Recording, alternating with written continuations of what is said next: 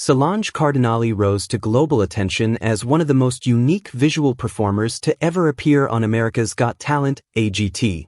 But her story goes far deeper than what audiences saw on television. Known for her lightning-fast costume transformations and precise solo execution, she didn't just compete, she redefined what a quick-change act could look like on a modern stage.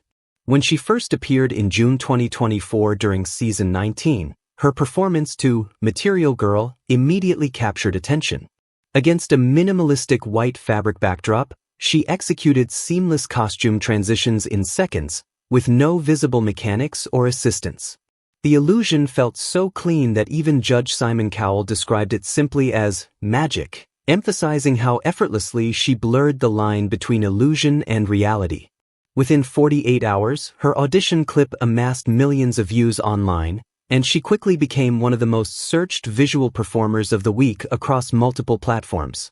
As the competition progressed, Solange didn't just maintain her standard, she elevated it. In the live quarterfinals, her performance to Blondie's Call Me introduced tighter timing, more costume variations, and increasingly complex transitions. What stood out most was the confirmation that she performed entirely alone, without assistance, an uncommon feat in a field where many illusions rely on hidden support. Judge Howie Mandel praised the act as the kind of magic that doesn't need explaining, highlighting its clarity and impact. By the semifinals, her routine had evolved further, incorporating spinning, tearing, and mid-motion changes that pushed the limits of speed and coordination. Sofia Vergara remarked that her act looked like video editing, a testament to its precision. In the final, Solange collaborated with Magic Mike Live, blending her quick-change artistry with choreographed dance, a first for the format on AGT. The performance became one of the most voted acts within hours of airing, and she ultimately secured fourth place, the highest placement ever achieved by a quick-change artist in the show's history. Yet what happened after AGT is where her journey becomes even more intriguing. While many contestants leverage mainstream fame for continuous media exposure, Solange took a different route, one that prioritized industry credibility and global expansion over constant television appearances. Within weeks of the finale, she was awarded the prestigious Mandrake d'Or, often called the Oscar of Magic, in Paris, recognizing her creativity, influence, and performance excellence. Around the same time, she was also named Magician of the Year 2024 by the Portuguese Magicians Association, her second time receiving the honor after first winning it in 2018. These accolades weren't driven by viral popularity alone but by recognition from professional organizations deeply embedded in the magic community. Instead of saturating mainstream media, Solange's presence shifted toward curated performances and high-level industry events. She began appearing at magic symposiums across Europe, in countries like Spain, Italy, and Germany, where her work was showcased primarily through official channels and professional networks rather than entertainment headlines. Event organizers consistently featured her as a headline act, often highlighting her as the only female visual performer in lineups dominated by traditional magicians. By early 2025, her personal production, My Magical World, began touring internationally, with scheduled performances in cities such as Lisbon, Barcelona, and Helsinki. The show emphasized independence, every segment performed solo, with tightly structured sequences of costume transformations, some achieving multiple changes within seconds. Her career expansion also included strategic collaborations. In February 2025, she signed with Disney Cruise Line, becoming a featured performer on European and North African routes. These performances adapted her quick-change style to smaller stages while maintaining high visual impact.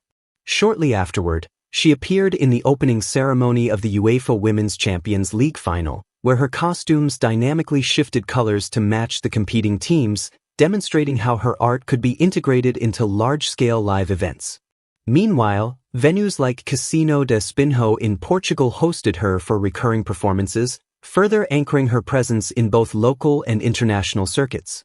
By mid-2025, Solange returned to the United States for the Magic Live convention in Las Vegas, one of the most exclusive gatherings in the magic industry, where she was featured as a main performer.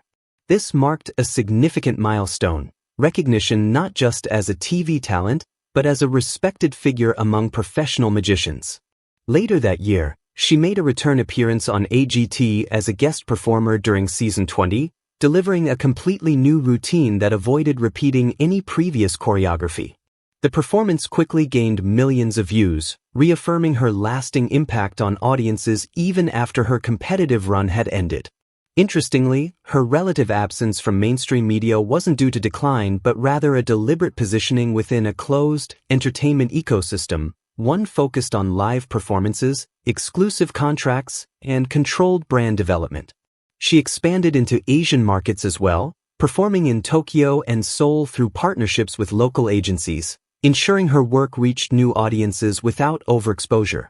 Throughout this period, her intellectual property, performance designs, choreography, and techniques remained tightly managed, allowing her to maintain a distinct artistic identity. Her legacy extends beyond performances. Solange holds a Guinness World Record for the most costume changes in 1 minute, 25 changes, achieved in 2023, making her one of the fastest quick-change artists in history. She is also recognized as one of the few performers to successfully merge traditional quick-change techniques with modern visual storytelling, lighting design, and choreography. In Portugal, she has been acknowledged by cultural institutions as a key figure in contemporary performing arts, representing the country on an international level.